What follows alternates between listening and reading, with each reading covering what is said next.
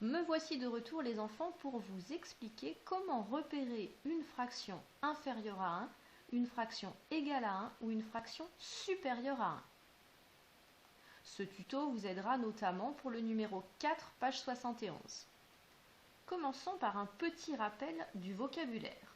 Lorsque l'on prend par exemple la fraction 7/9, on dit que le nombre du haut, le chiffre du haut plutôt, s'appelle le numérateur.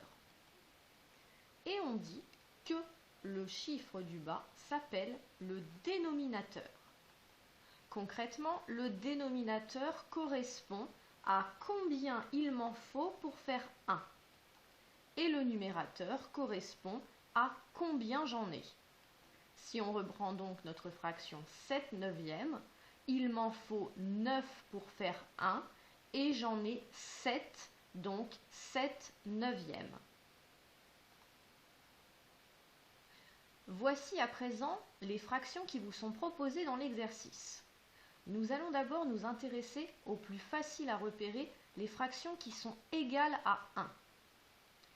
En effet, les fractions égales à 1 sont celles qui ont le numérateur et le dénominateur qui sont identiques. Ainsi, par exemple, 6/6 ou encore 4/4 ou encore 13/13, numérateur et dénominateur sont identiques. Dans 13/13, il m'en faut 13 pour faire 1, j'en ai 13, donc c'est bien égal à 1. Dans 4/4, il m'en faut 4 pour faire 1, j'en ai 4 quarts. Et dans 6/6, il m'en faut 6 pour faire 1, et j'en ai bien 6, donc elles sont toutes égales à 1. Donc je peux commencer à compléter mon tableau en mettant comme fraction égale à 1, 13/13, 6/6 et 4/4. Alors comment faire à présent pour repérer les fractions inférieures à 1 ou celles supérieures à 1?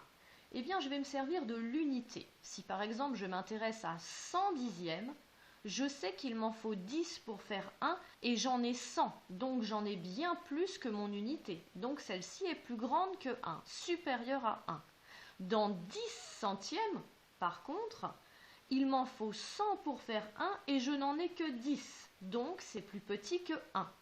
Et on continue ainsi, 26/23, il m'en faut 23 pour faire 1 et j'en ai 26, c'est donc plus grand que 1. 5/12 à présent, il m'en faut 12 pour faire 1, je n'en ai que 5, c'est donc inférieur à 1. Dans 14/27, il m'en faut 27 pour faire 1, je n'en ai que 14, c'est donc également inférieur à 1. Dans 12/10, il m'en faut 10 pour faire 1, j'en ai plus que 10, donc c'est supérieur à 1. Dans 26/4, il m'en faut 4 pour faire 1, j'en ai bien plus que 4, donc c'est bien plus grand que 1. Et dans 16/24, il m'en faut 24 pour faire 1, je n'en ai que 16, donc c'est plus petit que 1, inférieur à 1. Vous deviez donc obtenir le classement suivant. À bientôt!